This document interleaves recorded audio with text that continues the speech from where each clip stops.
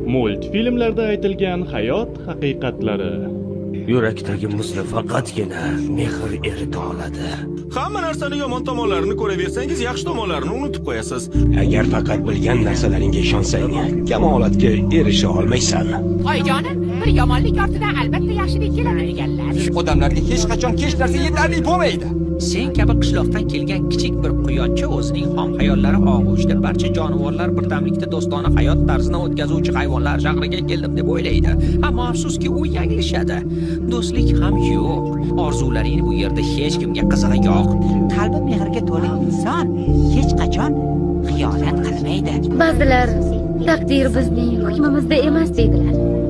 Ammo bir narsani aniq bilaman. Taqdirimiz o'z ichimizda yashiringan. Uni ko'rish uchun faqatgina mardlik zarur.